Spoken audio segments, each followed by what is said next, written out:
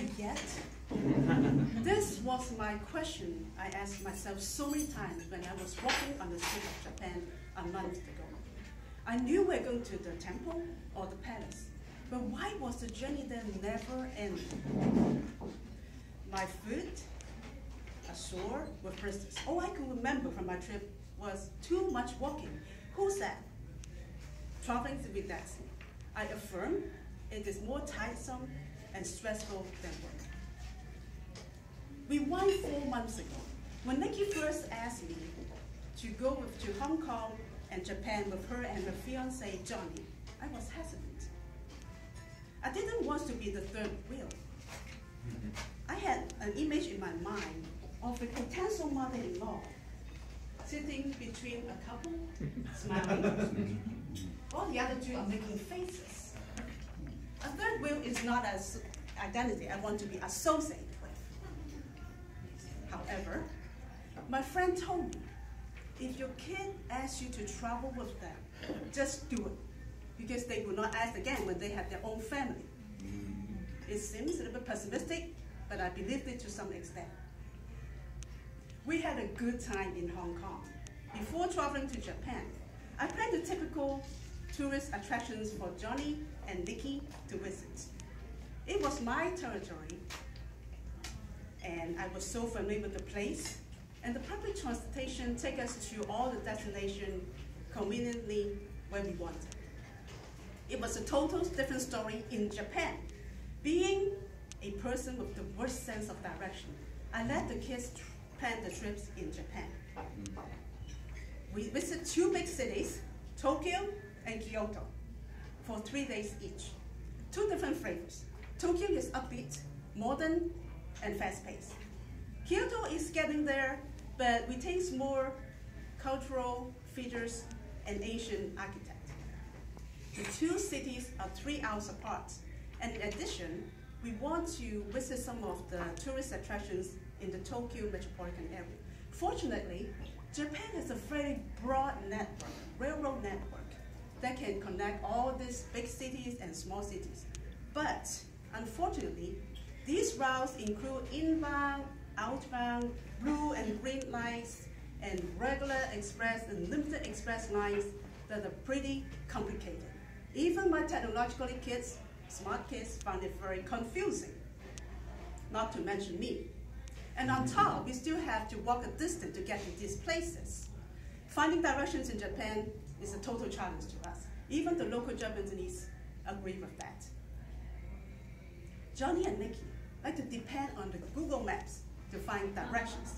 They refuse to ask the local people for directions, partly because the language barrier, and partly because the I can do it attitude.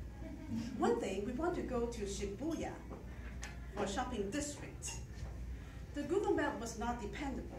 They tell us to go one rail route, then another, walk a distance, and then make a U-turn.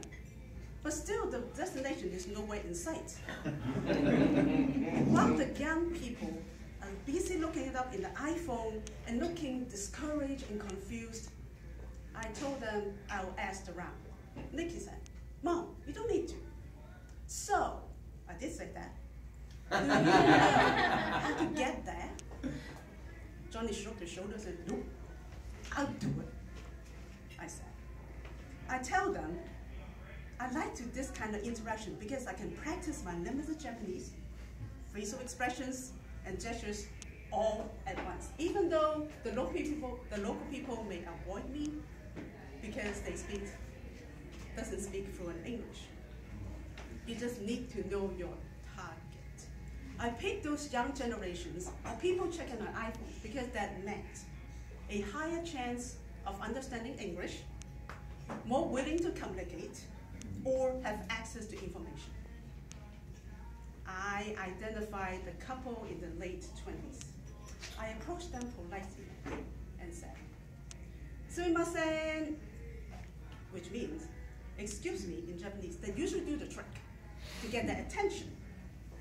Then I can ask for directions in English.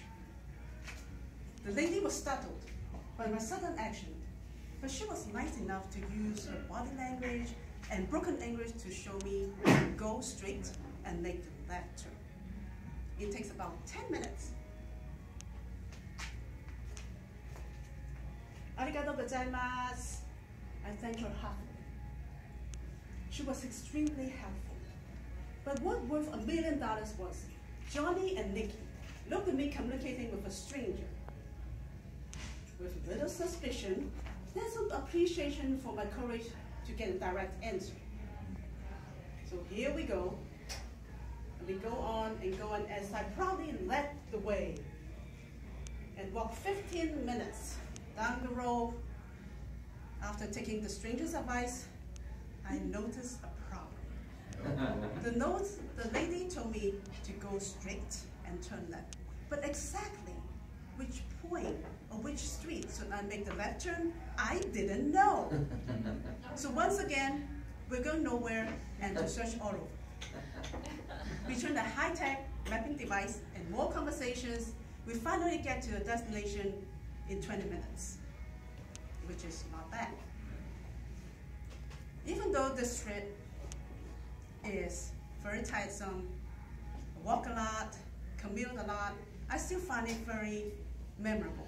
The best part was not the beautiful scenery, but the chance of understanding my kids' thoughts and our differences, and learning how to accept and resolve them. Being a third wheel is still weird to me, but it's not as bad as I had expected. I almost forgot to mention one thing. The $20 spent on a gentle foot massage right before heading home is the best $20 I ever spent in my life. Mr. Toastmaster.